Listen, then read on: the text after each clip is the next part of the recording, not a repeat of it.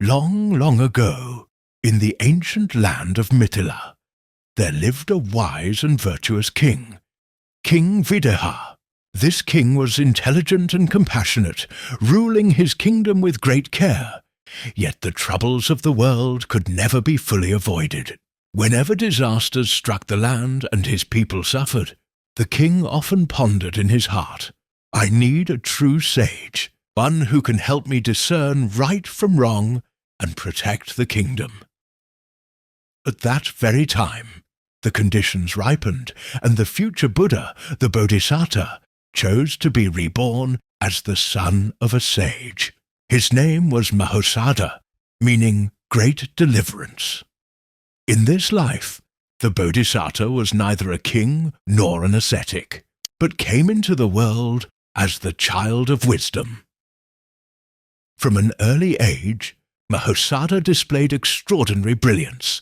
While other children were just learning to speak, he could already discern good from evil and understand the hearts of people.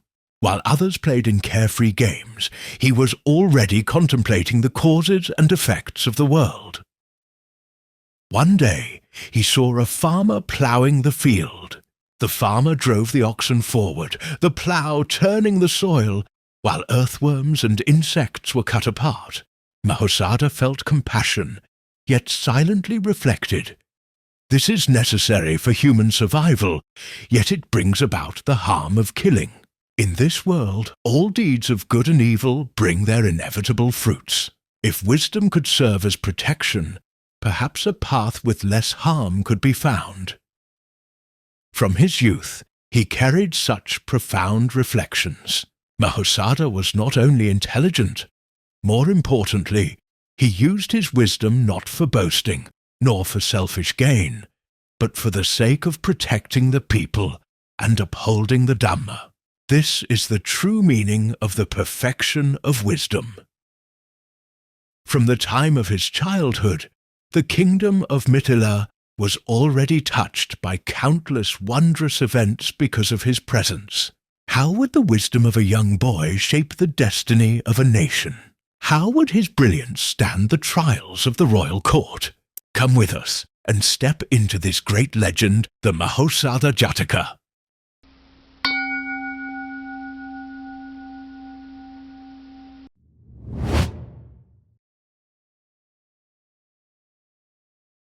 When Mahosadha Mahamagga grew up, he was exceptionally intelligent and thoughtful. Whether it was solving difficult problems or settling disputes, he could always find the fairest and wisest solution. Gradually, his reputation spread throughout the city of Mithila, and people called him the Child of Wisdom. One day, the king held a banquet in the palace. The ministers whispered among themselves, "This boy may be clever, but he is still so young. Can he truly handle great matters?"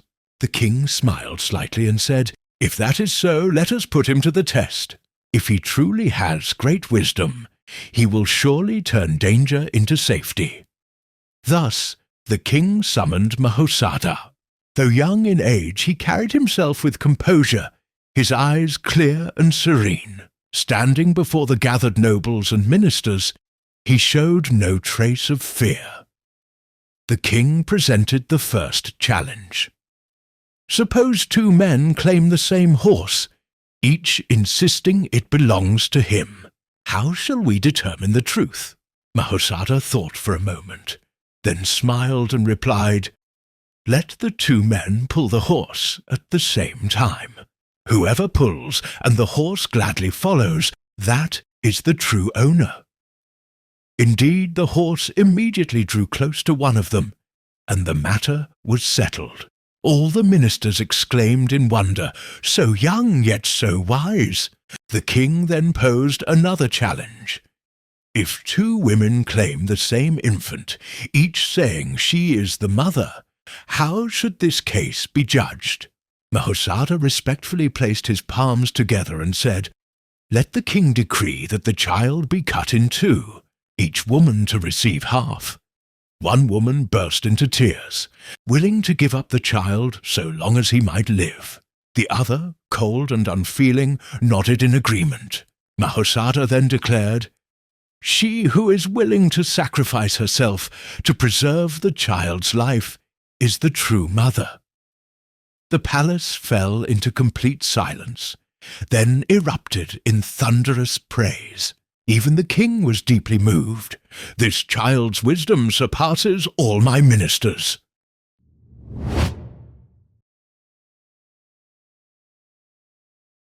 After the trials in the royal court, Mahosadha's Mahamagga wisdom had already won the admiration of the king and his ministers. His intelligence was not only displayed in the palace, but gradually spread throughout the entire city of Mithila. Whenever people faced difficulties, they began to seek his counsel. Some came with disputes, some over unclear property, others over family quarrels. Mahosadha always listened quietly, neither hurried nor anxious, and with just a few words he could dissolve the knots in their hearts. On one occasion, two merchants who had gone into business together quarrelled endlessly over an unfair division of profits. They came to the palace seeking judgment. The king then asked Mahosadha to decide. After hearing the case, Mahosadha instructed each of them to write down the accounts and then read them aloud before the court. One wrote clearly and in order, while the other was full of contradictions and loopholes. Mahosadha declared, "Truth needs no forceful argument. Facts will reveal themselves." The king nodded in agreement and rendered judgment. The two merchants, speechless, bowed and departed. On another occasion, a farmer discovered a pot of gold in his field. Instead of keeping it, he handed it to the landowner. Yet the landowner denied the farmer's claim and refused to return it, insisting the gold was his. The two brought the case before the king, who once again entrusted it to Mahosadha. After a moment of reflection, Mahosadha said, "Since neither of you acknowledges the other's claim, let it be given to a third person to use." Both immediately protested and cried out, "No, it is mine." Mahosadha then smiled and said, "Since both of you insist it is yours, you should be willing to share. But since you continue to quarrel, better to bury the gold back where it was found, and let the earth reclaim it." The king burst into laughter, and the ministers praised, "This child's wisdom surpasses all laws and punishments." From that time on, the people of Mithila, whether rich or poor, noble or humble, looked to him as their refuge of wisdom.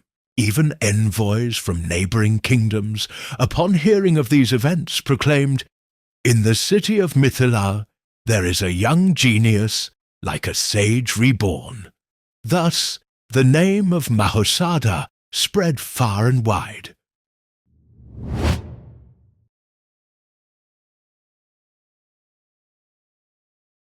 The fame of Mahosadha's Mahamagga wisdom spread not only throughout Mithila, but even to distant lords and kings. Some rulers felt deep admiration and wished to see this young sage with their own eyes. Others, however, were filled with jealousy, suspecting that his reputation was nothing but empty talk. They therefore sent envoys bearing tricky challenges, hoping to test him in the royal court. One day, envoys from a distant kingdom arrived at the palace of Mithila, carrying in their hands an exquisite box. With great respect they presented it, saying, "Great king, our lord has sent this item.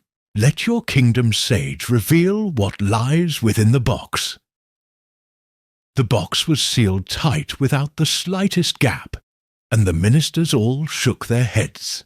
The king turned his gaze toward Mahosadha. The boy simply shook the box gently, pressed his ear against it, then smiled and said, "Inside must be bees." When it was opened, indeed a swarm of bees flew out, buzzing about, leaving the assembly astonished. Another envoy posed a new riddle. Suppose there is a road with two ends, one end lush with grass, the other barren without a single blade. From which end should one enter for good fortune? Mahosadha answered, one should enter from the grassy end. For where grass grows, it shows that few people and animals pass by, and it remains safe. But where no grass can grow, it is clear that men and beasts often trample it. That path must be full of danger. The ministers cried out in admiration. This youth's wisdom penetrates the very order of heaven and earth. Soon after, even a neighbouring king himself sent the most difficult of challenges. On one occasion they brought a long rope and asked, "Tell us, O sage, exactly how long is this rope?" Mahosadha calmly replied, "It is very simple. Cut the rope into pieces and measure them one by one. When all are measured, its length will be revealed." At this, the king laughed aloud. So plain and simple, yet none could think of it. Truly his wisdom surpasses all. Thus it was that no matter how cunning the challenges, Mahosadha always resolved them with the utmost simplicity and profound insight. His reputation was no longer merely that of a clever youth, but of a sage unmatched in all the world.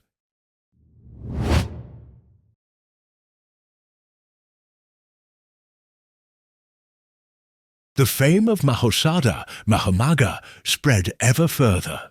Whether it was the riddles of the court or the challenges from neighbouring kingdoms, he resolved them all with ease. The king understood in his heart. This youth's wisdom is unparalleled. With his counsel, the nation will surely remain secure.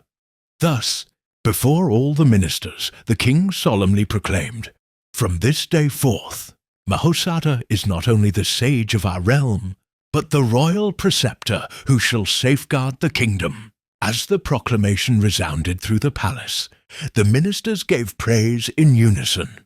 The common people too spread the news joyfully, saying, "From now on, our nation will no longer be bullied, for we have a sage to protect us." Though he was now royal preceptor, Mahosadha did not grow arrogant. He remained humble and quiet, desiring neither wealth nor power. He often reminded himself, if wisdom does not benefit all beings, it is nothing but an empty name. Thus, he not only assisted the king within the palace, but often walked among the people, listening to their sufferings. Once, a neighbouring army advanced upon the border, and the people there were seized with fear. The king wished to hastily send out troops, but Mahosadha counselled, "War brings bloodshed and sorrow. Better first to send envoys to persuade with reason. If peace can be won, it is greater than victory by arms." Indeed, through his skilful strategy and eloquence, the enemy withdrew. Not only was the people spared the horrors of war, but the two kingdoms even became allies. True wisdom lies not only in clever answers, but in using compassion to protect all people. From that time on, when the farmers worked in their fields, they would raise their eyes toward the palace and say with heartfelt gratitude, "It is because of such a sage that our land remains in peace."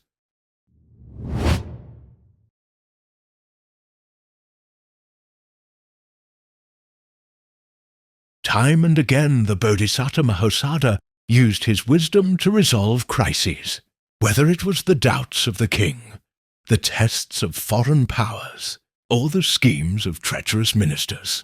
He always met them with clear thought and a compassionate heart, dissolving conflicts and saving lives. Gradually, the people came to call him a rare sage of great wisdom in this world. Yet the Bodhisattva knew within himself that this wisdom, though it could protect the kingdom and bring peace to the people, was still limited. True and ultimate wisdom lay not only in worldly strategies, but in realizing the impermanence, suffering, and selflessness of life. One night, when all was silent, the Bodhisattva gazed up at the star-filled sky. In his heart arose a deeper aspiration. Though in this life I may protect the people with wisdom, I cannot eradicate their suffering at its root. In future lives may I become a Buddha, and with unsurpassed wisdom guide all beings toward final liberation. From that moment onward, the wisdom of Mahosadha was no longer merely the art of protecting a kingdom, but had become the radiant light of a vast vow, shining toward the future attainment of Buddhahood.